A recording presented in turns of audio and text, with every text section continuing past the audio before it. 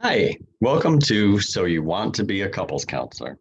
So today we're going to talk about some of the things necessary to be an effective couples counselor. So being couples counselor can include a lot of different approaches, thoughts, knowledge. So it's impossible to incorporate everything into this workshop. So I went over what I thought are some of the main points and explored them a little further. Some of them I might go into in a little more detail in another video as well. So you're a counselor, congratulations. You've been working maybe with individual clients, and that's been an experience for you. And you've thought about doing couples counseling, but maybe it seems a little intimidating, a little difficult. It can be different, but it can also be quite a rewarding experience for you. So we're going to start the workshop with some of the differences between couples and individual counseling, right? So you take the lead a little bit more in couples counseling than an individual.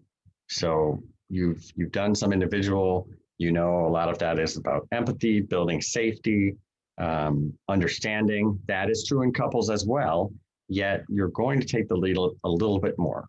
When you think about it in individual, person, and I don't know if this is just showing up on the recording, I'm not sure, so I'm moving the video over, apologize for that.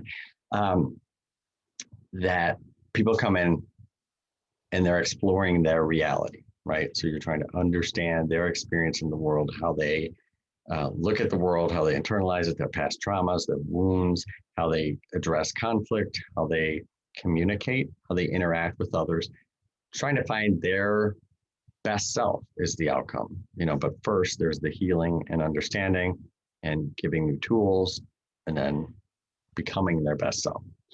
With couples, there's two people coming in. So there's two realities that they've brought together and formed this one reality of this relationship. However, there's parts of the two realities that they themselves do not fully understand. And often those are the parts that can cause difficulty in the relationship. Traumas from the past, ways of thinking and doing things that sometimes one or both people think, well, doesn't everybody do it this way? And in fact, not always. So helping them understand that and problem solving through it can be very much a part of couples counseling. Now, you don't want to become a couples counselor who just comes in and is a mediator of their argument that they had that week, and we'll talk a little bit more about that as we go on. You want them to understand the dynamics beneath those arguments. What are the core trigger areas? What are the vulnerabilities there? What are the strengths there? Why do they keep getting off track here? And giving them some new understanding and some new tools so that when any sort of argument or conflict, for example, comes up, regardless of the topic, they have these tools and new ways of looking at it so they can handle it more harmoniously and more effectively, right? So I would say, and this can vary person to person, but if you're talking in an individual session, let's say 65% of it is led by the client, 35 you. That can vary depending on the client, of course, and depending on the therapist. In couples counseling, it's more you take 60, they take 40. And again, that can vary also, okay? It's difficult for a relationship to go where they don't know where they're going. People know they want to be happy, but beyond that, they're not really sure which way to go. So you are educating them. You're educating them on relationships and also on their particular relationship and how it works and showing them the ways that don't work well can work a little bit better. So in addition to giving tools and solutions, you also need them to practice. It's like anything else. A lot of times people think, we're going to couples counseling, so that's what we're doing to work on our relationship. That's good, but that's in a lot of ways similar to going to the gym once a week. If you went once a week, okay, that's good. That's better than not going for sure. But if you want any sort of long-standing, more developed growth, you need to be practicing. So you're giving them tools, you're giving them the homework that they can try at home as well, okay? You are adapting to their reality and each other's reality and then fitting those together. So the purpose, what's the purpose of couples counseling? To understand and heal? To develop a new, more successful pathway? Sure, it's both of those things. You're going through similar stages, like I said before, of individual counseling. You're helping them feel heard and valued and understood. And at the same time, you're helping them to do that for each other. People come in with this idea sometimes, well, if you just fix this person next to me, everything will be okay. Or, oh my gosh, I'm going to be blamed for everything in this, so I got to launch a counterattack and blame the other person, or many variations of that. So when you let them know that it's not about who's right or wrong, and it truly isn't, that's very surprising to them, right? So you're helping them to find a new, more successful way, and that starts with understanding. People can come in various stages of being prepared for that. Sometimes one person will come in with their list of things they want to talk about. The other person is thinking, I want to get through this in the least amount of pain possible. They're slouching in their chair and trying to become invisible as their partner goes through their list of what they see as criticisms of them. And many variations of that. So you have to read the room. Oftentimes you'll get an idea on the intake call. Usually it's not both people that will call, set up the appointment. It's one, talk to that person. You're getting part of the reality, which is an important concept to remember. One of the first things you want to introduce to people is the idea of subjective reality, that each person will come into the room in many, many situations with a different view of what happened. Doesn't mean they're lying. Doesn't mean they're distorting the truth. Sometimes they are, yet each of us sees things that go through our own filter in life. We know that in other contexts. So of course it happens in a relationship. If you think about it, both people go into the relationship, they want to be happy. They don't want to keep being hurt by the other person and hurting the other person and hearing the same negative things again and again from their partner. Somehow something is not connecting, and for sure that's happening. And as you become a couples counselor, you'll see it. It's fascinating in many ways to see objectively exactly where communication goes off track and where couples are not aware of it, and leads to deeper and deeper issues as time goes by. So you want them to feel heard. You want them to understand that, like, you're there for both of them, that you're not a judge, that you're not going to determine who's right or wrong, and that they can feel safe. They're both going to be heard, valued, validated. Communication formula I teach people, which I'll talk about a little further in this as well, is to listen, empathize, validate, and then speak. And it's easier for couples to practice this in non-conflictual times, so then it becomes a habit that they can use in conflictual times. So the idea is that whatever comes up, the fact that they disagree is not the issue, right? That person A says their thoughts and feelings, basically their opinion in most every situation. Person B will listen, be attentive, not thinking about, oh, what am I going to say next? Or what's my retort to this? They're listening. They're then verbally empathizing, which means picking out one of the feelings or the feeling that they think their partner is feeling and reflecting that on what they say. Boy, you're really angry about this, or seems like that makes you sad. Something like that. That explains to them two things. When people hear that the first time, often they might say, well, I don't talk like that, which is fine. You want to tailor the empathetic response to who they are as a person. So the words don't matter so much as long as they're saying, reflecting that feeling back, right? And then also at the same time, you want to explain to them about that and in many things as you're adjusting the relationship. Well, of course it feels uncomfortable. Doing anything new is going to feel uncomfortable. If you're learning a new golf swing, it's going to feel uncomfortable, right? If you're learning a new language, you're going to feel awkward and uncomfortable. It's a process. So during the process of learning a more effective relationship skill, validate that it feels uncomfortable, but that doesn't mean it's a bad thing or something that you can't do. Of course you can do it, right? So you're going to help them feel safe in the room. Stage 2 is all about helping them see it from the balcony, that they can see their relationship both in the moment, which most couples are in most of the time. And then also, if we were watching this from a balcony, what would we see? Then we're seeing less about fault. We're seeing through the emotionally charged up view less from the balcony, and we can see objectively what's getting off track. And that gives us perspective. So then we can include, it's not that the emotional parts are not important, of course they are. Then you add that into it to further talk about it. You're looking for balance in the relationship in the room. And that doesn't mean that everybody speaks or each person speaks exactly the same amount of time. But you do look for like power struggles, ways that people are dominating, and asking questions. So you're teaching them things you see that might be out of kilter or not healthy. You do want to point out, and most of those you can also demonstrate a positive skill. You ask about it as opposed to saying that's wrong. Right now, certainly there's exceptions to that.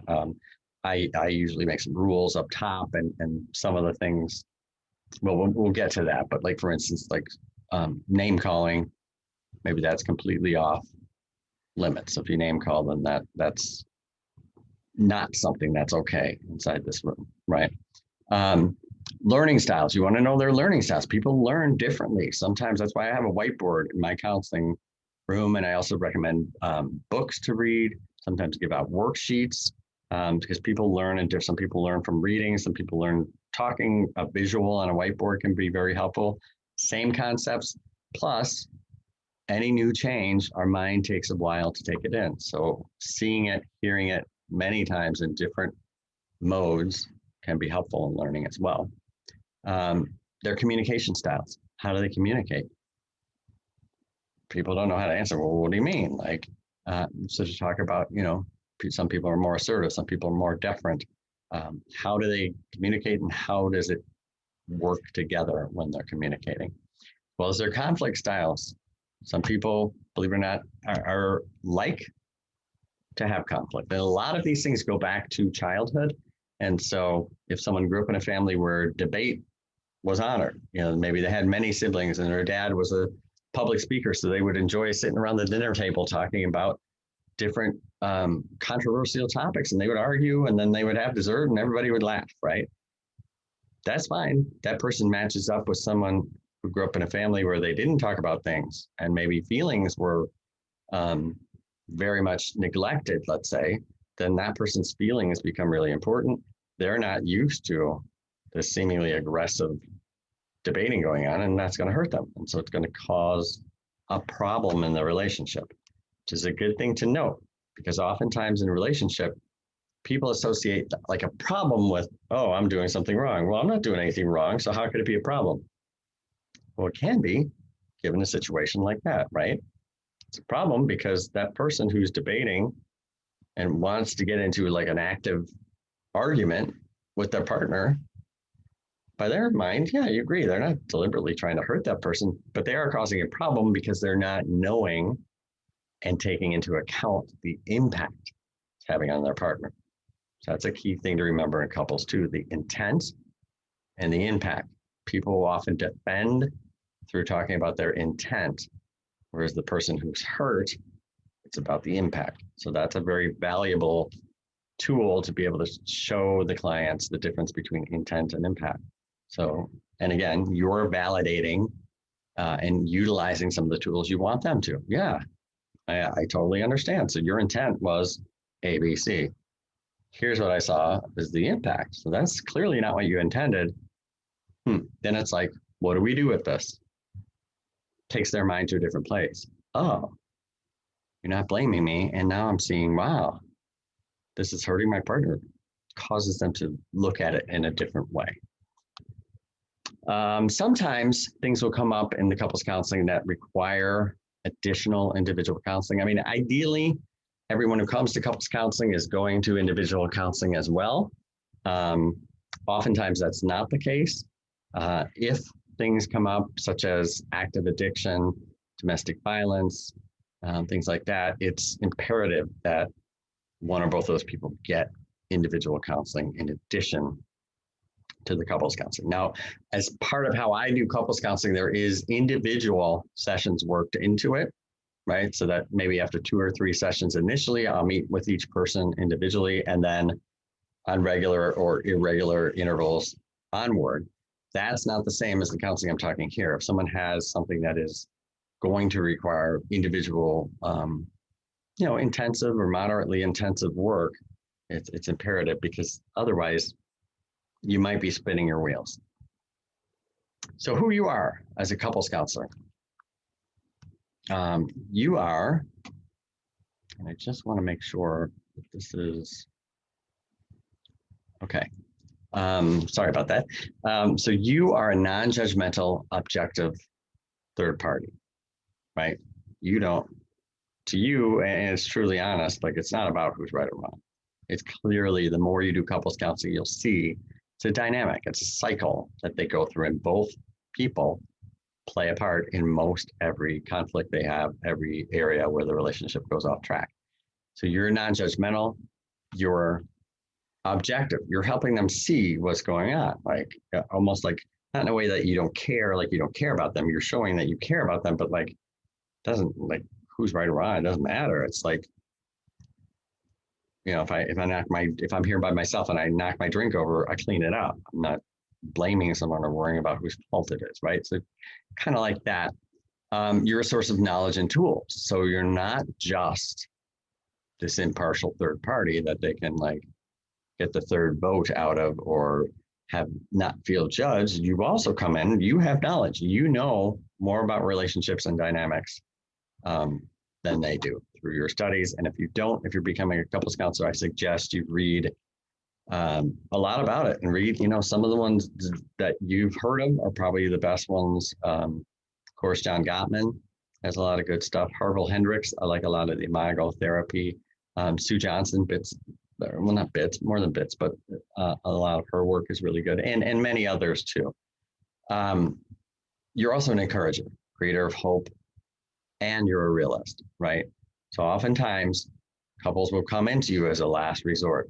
There might be, more than on the fence. They're almost out the other side of the fence to end it. And they say, well, we'll give it one more try. Important thing to remember, the majority of people want to know some level that they've done everything they can before they end a relationship. Ending a relationship, no matter how negative it's gotten, is really, really hard for people. You're not a determiner if they should keep the relationship together or not. You can be a realist about, and you need to be, about what's unhealthy and what's healthy behavior. So you are calling that out.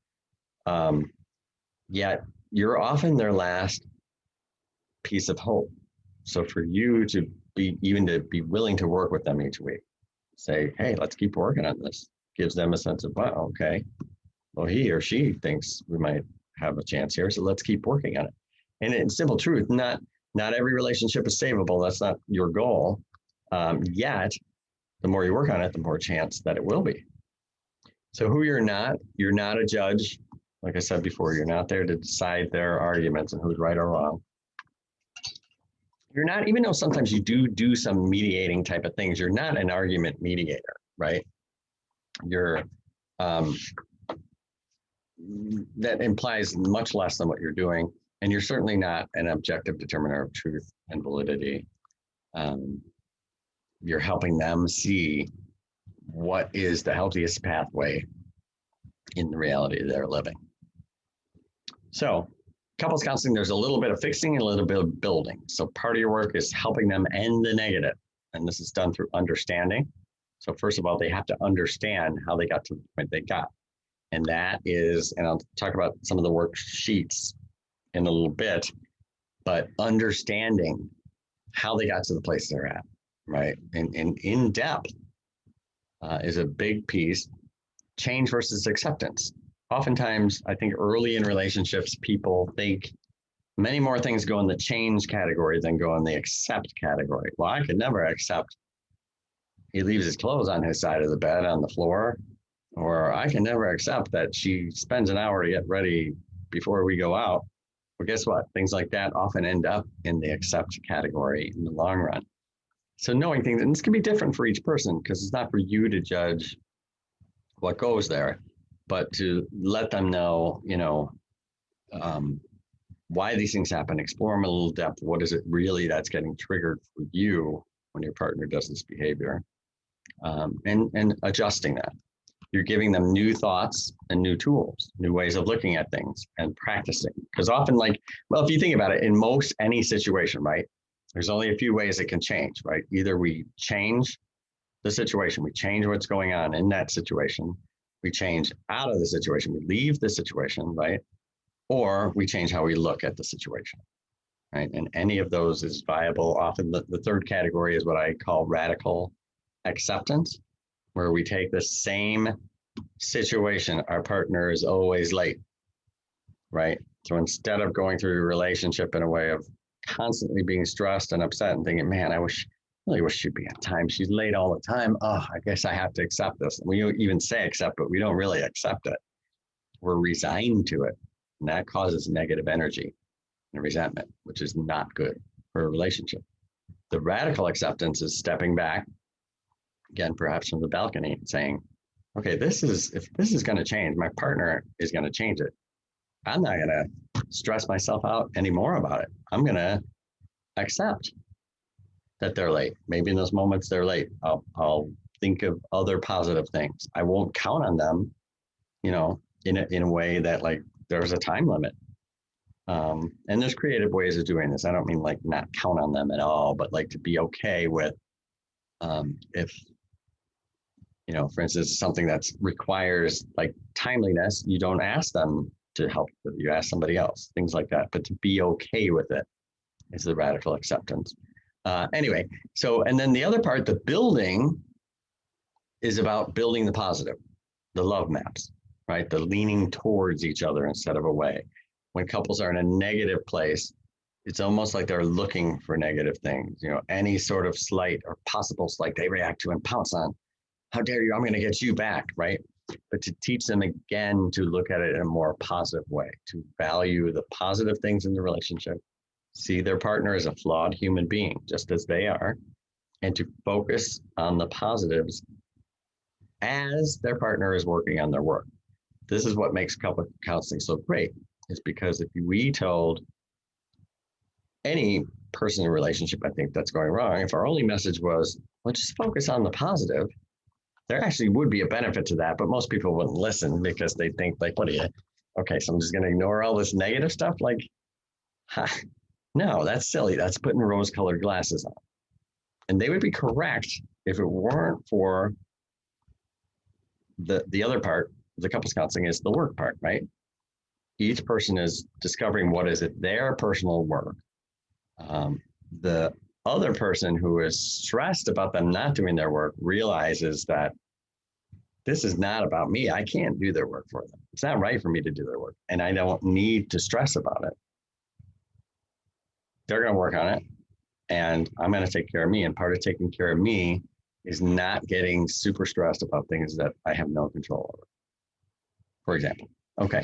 And then the 5-to-1 ratio is that, and this is from John Gottman, in healthy relationships, every one criticism is balanced out by 5 positives, compliments, pointing out positive things. Oftentimes this is not done. So we really this is something couples have to practice. It's, almost like they're eating the 5 servings of vegetables a day. Everybody knows you're supposed to do it, but most people don't, right? You have to make an effort to do these things. And once they do make the shift, chances are they'll keep it up because they'll see a positive result of it. So the setup of couples counseling often won't look the way they expect. People come in with either no expectations, and they might be sitting there like deer in the headlights, like, okay, what's next? And however, the majority of people come in with some idea of how they think it will go, but it might be different from each other, and it probably is different from what you know and how to run it. So you're going to let them know up front how it's going to be run.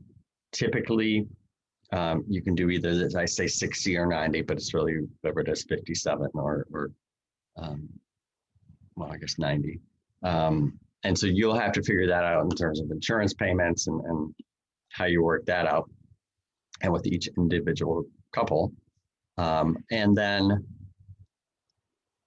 you also need to know, some things up front, like the rules you're talking about, like goals, making sure that they're clear on the goals. Take notes. I always tell the couple that I take notes, and these notes are theirs also because we want to build on the progress we're making. And it's helpful for you to be able to refer back to your own notes so that you know what you're working on and to build upon it each week.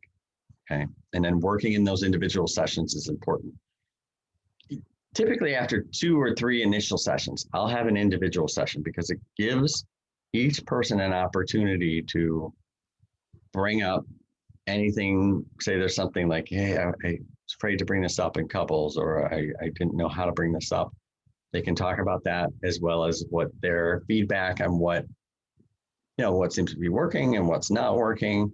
And it also gives them a chance to feel more individually heard. That really helps with that side thing.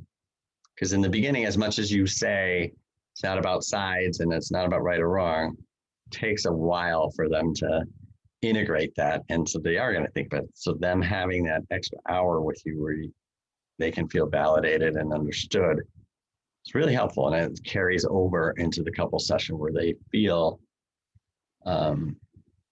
more value, because as much as we don't want the one or both people in the couple looking to us to try and get our approval, which often will happen, they will do that. And it's less likely when they've had these individual sessions where they truly feel understood and valued for their way of looking at it. Okay. Life is a cycle. So many years ago, I started looking at relationship couples work in terms of a dynamic. And this was because of what I saw in sessions. I saw this connection, and then I didn't invent this because it's been observed by many theorists in many different ways, and they present their ideas. But roughly the same principle is that what happens in our childhood does affect us. There's positive, there's negative, there's traumas, there's ways of looking at life, gets in our system, so to speak. And so the wounds we carry with us, and then they start causing difficulty in our current relationship is one way it comes up. Also, we learn to look at the world certain ways, and certain things that we might think, well, everybody looks at it this way, not necessarily true. And guess who doesn't look at it that way? Your partner, right? So knowing the cycle of the person, like the history, plus I think cycle work is much more, it's helpful in individual work too, because people look at it like, oh, my life, I was up here and I'm down here, I'm up here, this is good, this was bad, as opposed to what really seems to be happening is this is how life goes. So this feels better, but this isn't necessarily bad. And if we expect life to go the way it really goes, we're less going to be traumatized by it as it goes on. So I don't want to get off track on that, but that's important too. Understanding the dynamic, as well as then, like I said before, you bring these two realities together. How do they interact with each other? Harville Hendrix, I mentioned him earlier. So he has Imago therapy, IMAGO. Finding the Love You Want, Keeping the Love You Want are a couple of his books. They can be, it's hard to explain. They're a little difficult to read, not because they're so technical, but take a look at them, because the concept behind it is a really good one, and it seems to be really true, is this idea that our wounds from childhood, through our primary caregivers, mom, dad, grandma, aunts, whoever might have been involved in bringing us up, we carry those with us into our relationships, and we have this unconscious drive to heal those wounds with our partner. Only thing is, we don't fully know that, and we've developed defenses to being hurt, so we actually make it harder for our partner to help us in that area. And this dynamic plays out, and this is hugely where couples counseling can be effective. I know that's a snapshot, so that might not make total sense. And I just want those of you hearing about Imago for the first time, when I first heard that theory that, okay, our childhood wounds from our mom, we're trying to like heal that with our partner, I thought like, oh, okay, that sounds like, I don't believe that. But over the years, like for sure, there's a lot to it, because it stuff from childhood always. And I rarely say the word always. In fact, tell clients not to use that word, but I would say always it plays a role in their current relationship in some way. This I talked about before, about like wanting to know that they gave it their all. So it's kind of a recap of some of the things, challenging and supporting them. So that's key too, is like, you're not just supporting them, you're also challenging them And that can be more difficult because we do that in individual sessions too, right? Like stage one is more about empathy and understanding and supporting. And then in stage two, we might challenge them more. In fact, we need to challenge them more.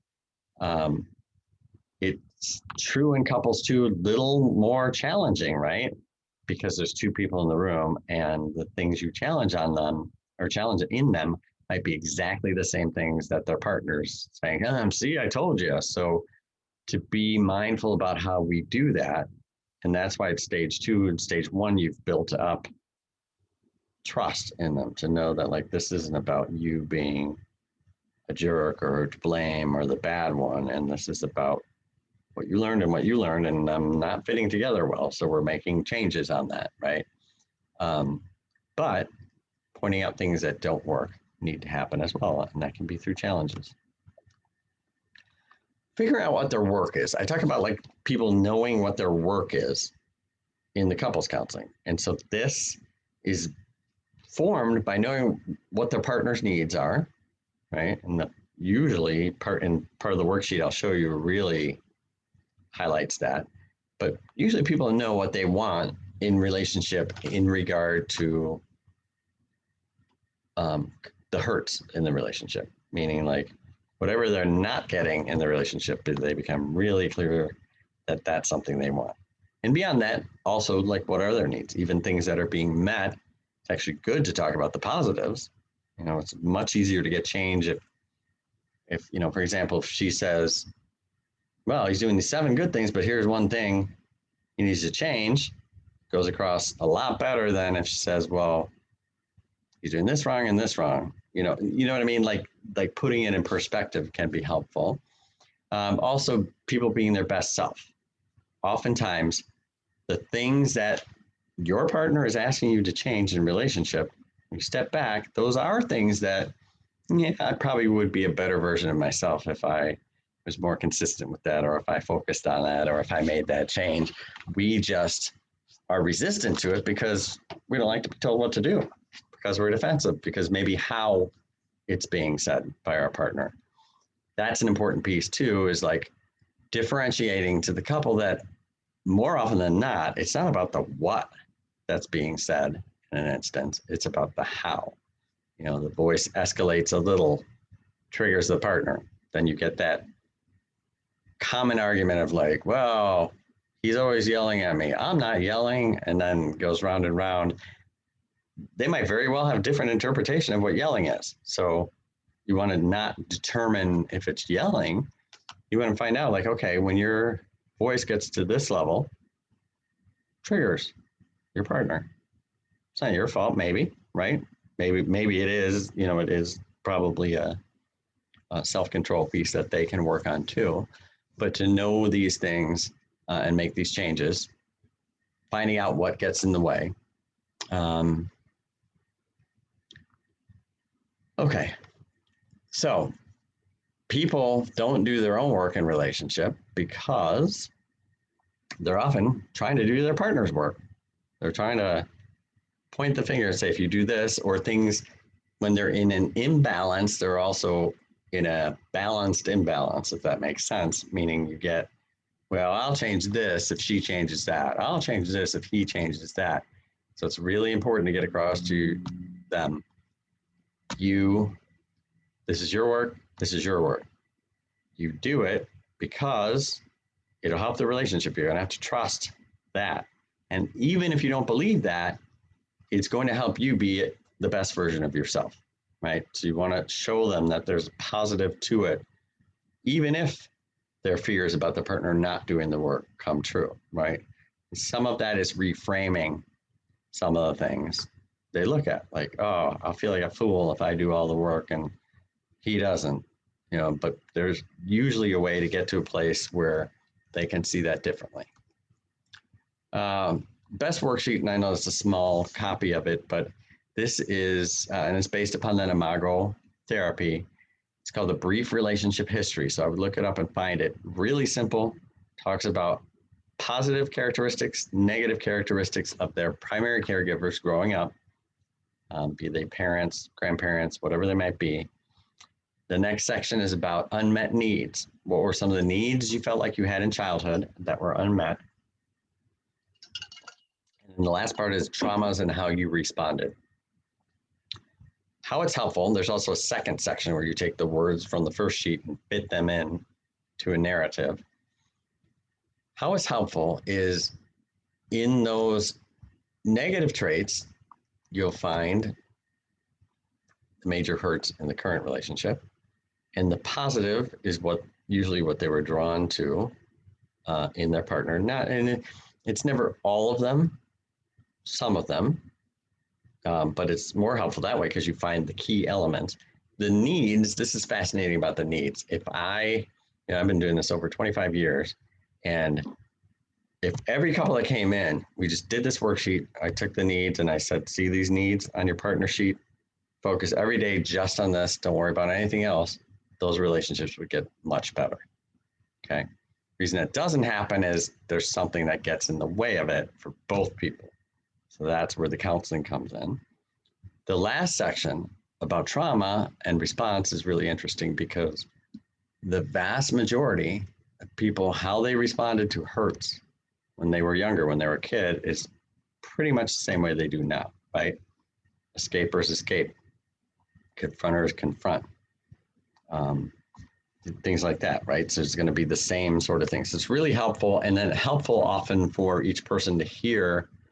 I'll have them do this and then share it in a session, and then we'll talk about it, and it can be really helpful.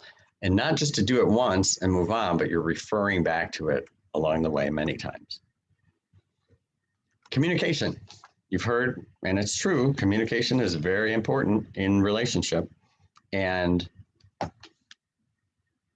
it means a lot of things, right? There's many ways to communicate, and we want to help them with that. It's not just saying, well, here's the effect. Even with my formula, you're not saying like, here's a way to do it, don't do it any other way. It's you're taking both styles of communication. You're valuing them in the beginning. It's how you communicate, this is how you communicate. What do you like about the way you yourself communicates? What do you want to change? Get that on the table first. If you can get any of the changes out of the mouth of the person who needs to change them, way more likely that they're going to work on changing it than when it comes from their partner. Okay, so that's something to remember. And then how do we fit these two styles together? Knowing that we want a better result. People will often like validate themselves in a way like, well, I always talk to other, people I dated in this way. Yeah, okay. And then what was the result? Well, it was good. Like that was good when I talked this way. Okay, well, what's the result when you communicate to, partner? Well, it's not good. Exactly. That's the reason you're changing it. You're not changing it because it's bad, but because it causes this reaction.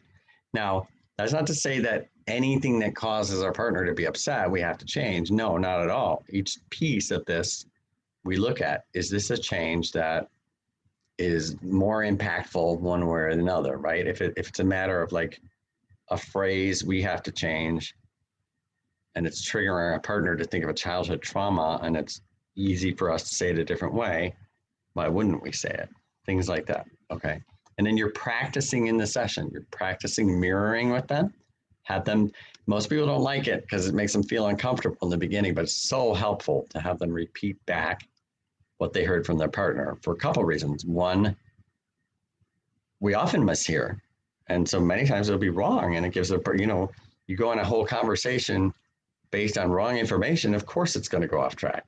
So it helps you then be on the same page. And then also, mirroring is very important for the speaker to feel validated and heard.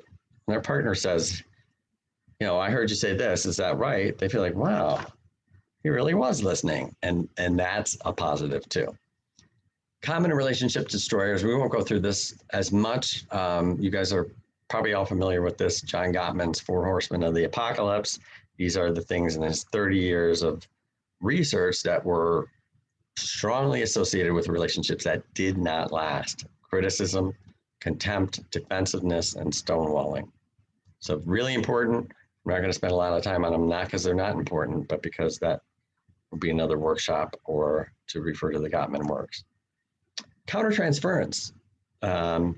That can happen in individual sessions, as you know, and it's even more difficult in couples counseling. And so that's why it's really important to, first of all, be utilizing regular supervision with your supervisor or with a supervisor, because any countertransference, and how you know it's countertransference often is because you'll feel a personal feel, either defensiveness or dread or fear, or you find yourself like feeling like wanting to get combative with one of the people in a relationship, right?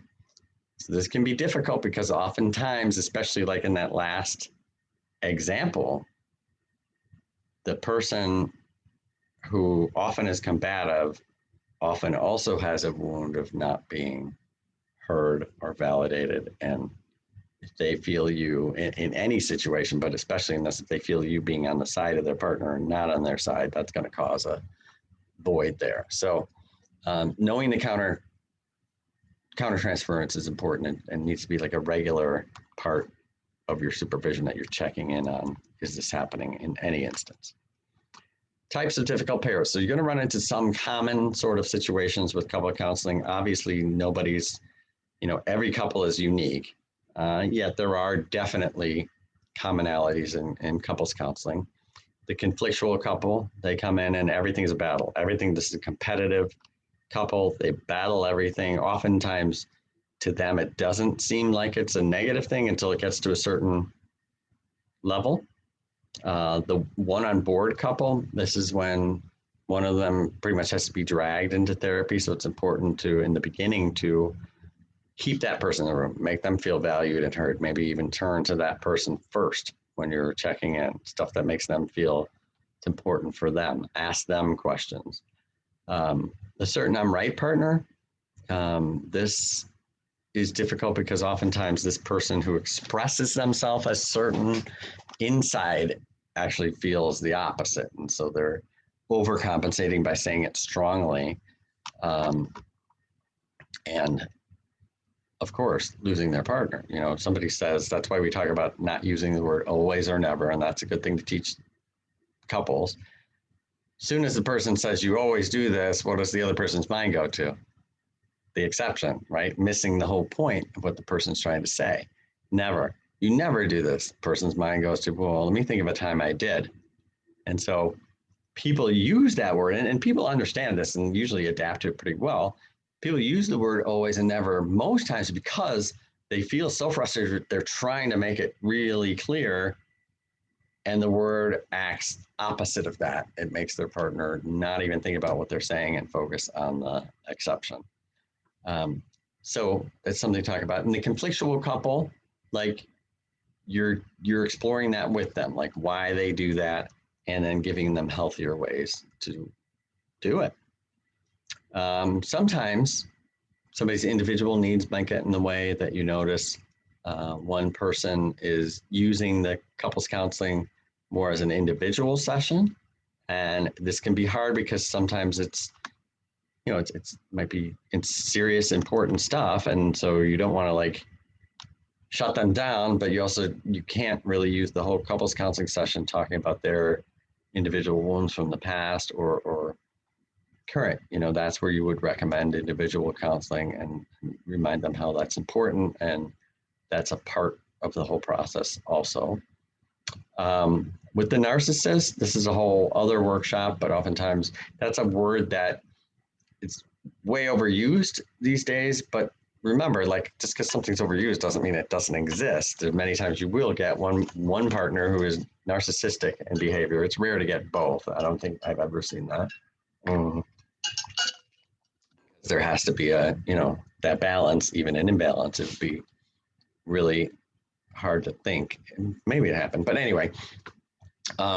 So this person, certain things with labels, like you don't want to put on the table too soon, like labeling it narcissistic, then you lose that person from the process, right?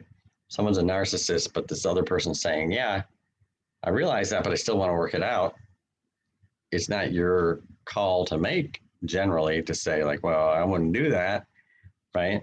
So it fits with that idea that you're not saying you're a narcissist. Instead, you're working on some of the symptoms. Oh, seems like you're you get hurt by these sort of things, right? And then does it seem like you go like from 0 to 60 right inside you as soon as you're triggered? Yeah, you know, so you can still empathize with the narcissists. In fact, they like when you empathize with them, because that's your way in to start making some changes. Because two things, important thing to remember as a therapist, can't save everybody. Some things you're not going to be able to influence. And at the same time, it's not counterindicative to say most people can change. Most people can change. It's keeping that change consistent that is the determiner of success or failure, right? There's more on that, but we'll leave it for now. The victim, they usually past trauma survivor, sees everything as an attack. They can be very reactive. Even when they're not reacting, they're still in this framework of either it's an attack or it's not. So the work there is probably more individual also, and helping them to see things as more accurately as like, this is two people in a relationship generally trying their best and making really stupid mistakes sometimes, and sometimes other kind of mistakes, and not everyone, in fact most of them, are not intended as an attack upon you. Can take work.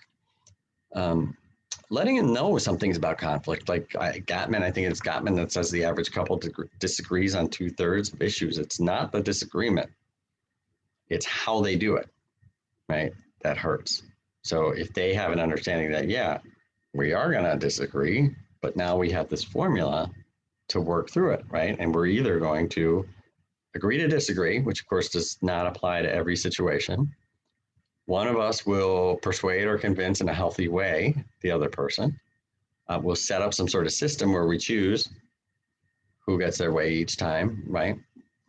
And that's, or you go on as you are, which is often the worst way to do it. Why give homework? Any new behavior requires practice, and them tracking their progress and real life obstacles can be really helpful. So you want to establish early, it's not about like, did you do your homework? And then I had a couple once they didn't show up, and I found out the next session they came back like, oh, well, we didn't have our homework, so we didn't want to come in. And I was like, oh no, that's fine. I mean, it's obviously it's not like school, but it is like most things in life. Like the more you put into it, the more you'll get out of it. So it's not, you always have a plan B, A/B, meaning like if you plan to first half of this next session, we're going to go over homework, have a plan if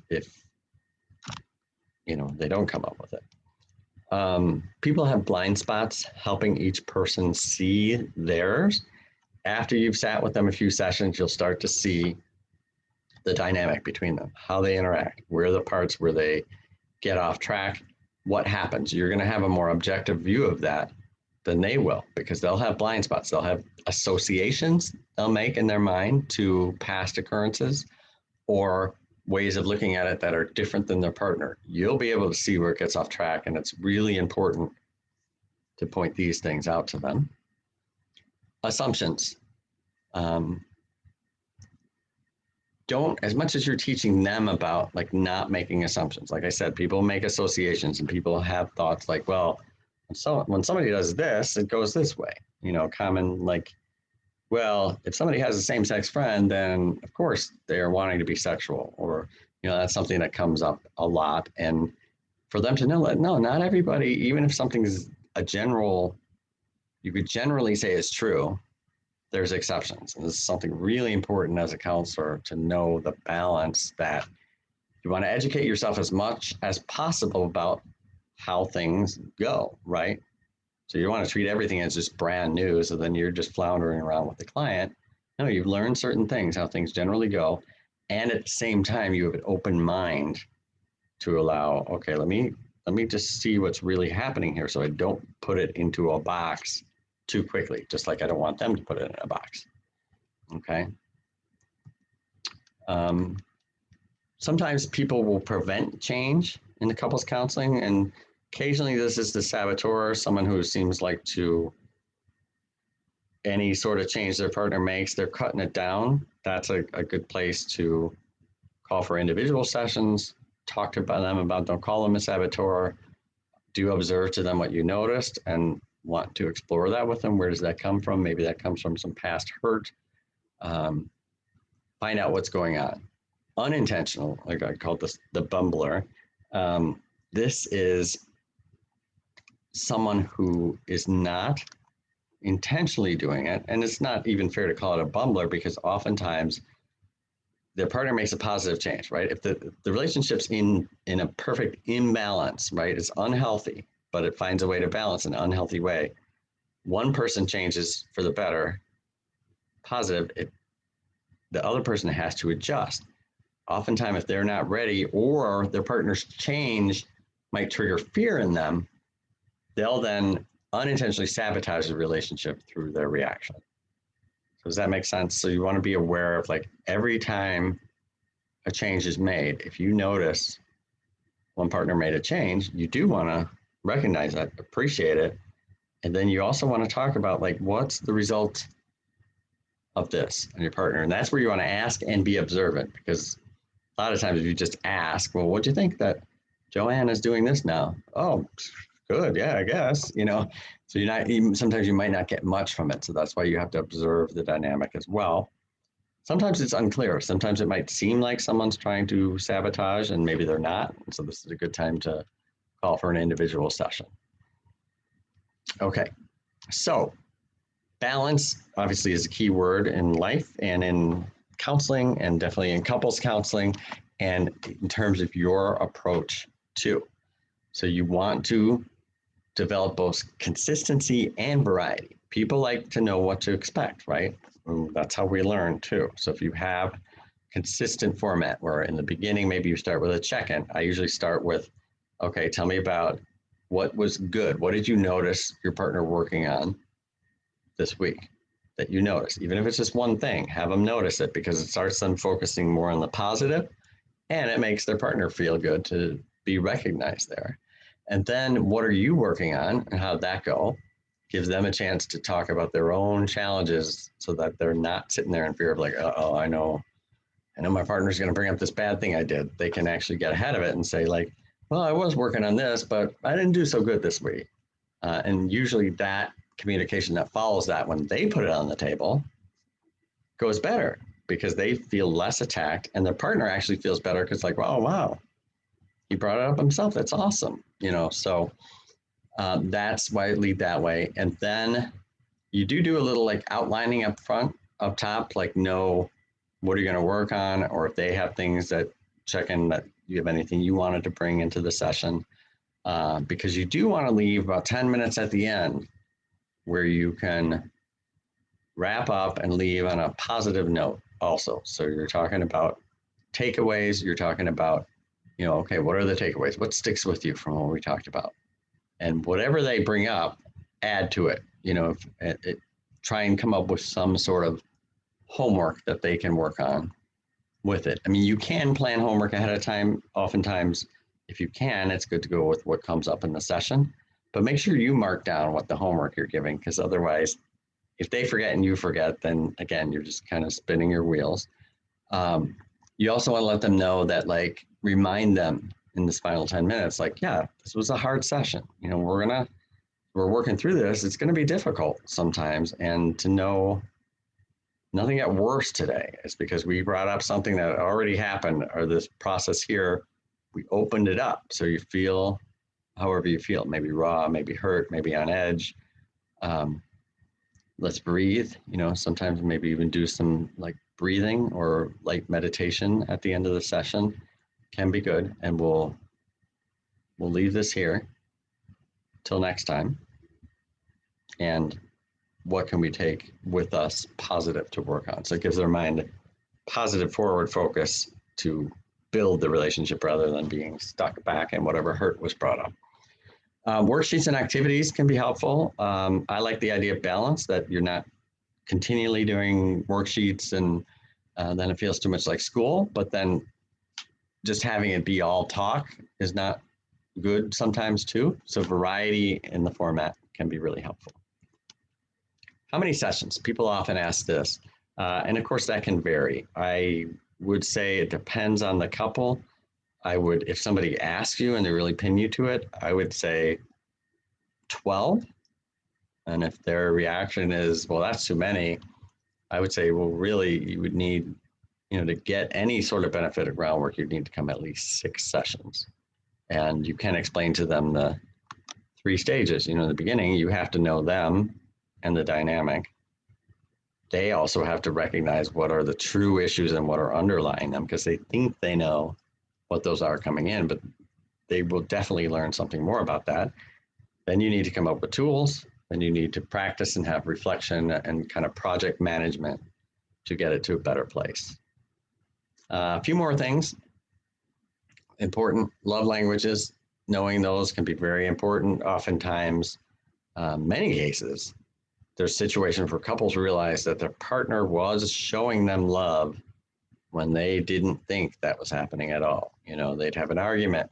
She'd make him a sandwich and put it in the fridge, and he'd be like, "Well, what is this crap? She should be like apologizing, or we should be talking about it," right? And then he realizes, no, her love language is acts of service, and his love languages were words of affirmation. So it was important to him to have words to help heal it. It was important to her to show, hey, look, I'm going to do this nice thing for you to show that I love you. Okay, so because people usually give in the language they like to receive in too. So talking about that is important. Safety and appreciation are often important. I talk about, like, if I had to say overall for women in relationships, safety is the most important thing. It can look different. And so finding out what that is and how it looks can be really helpful. That's not to say men don't need safety and women don't need appreciation, but primarily women need safety. Men, it's appreciation. And that's something comes up common too. Well, why do I always have to compliment him? She might say that, or say these nice things. It seems like that is one of those things where that's the way it is. And so you can help them talk about that, to not, no one needs to feel badly about what their need is, right? They do need to explore it, because maybe they find out, like, okay, this is selfish or whatever.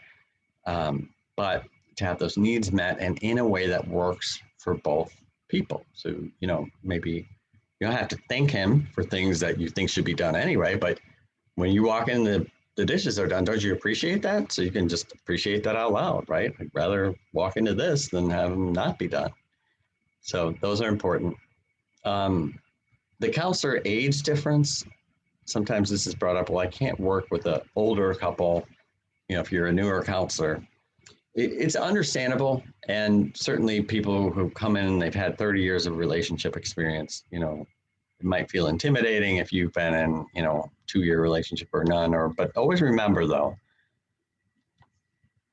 you're going into their world, you're looking at what's working and what's not, and you're observing and bringing then tools that you've learned, because not every tool you learned at school or that you read is going to come up in every session. But if you're truly being present with them, validating them, hearing them, understanding what's happening, reflecting that back to them, helping them understand, right? Then bringing tools in, and even working collaboratively, individually and in couples, is a huge positive in counseling. So you're doing that, you can be effective regardless of the age. So not to let that age difference get in the way. You don't have to have a ton of relationship experience in order to know what's working, what's not working in the relationship. So hope this helps. Obviously, there's a lot more that we could talk about, and we will, and possibly in a future video, but appreciate that. Thank you, and take care. Bye-bye.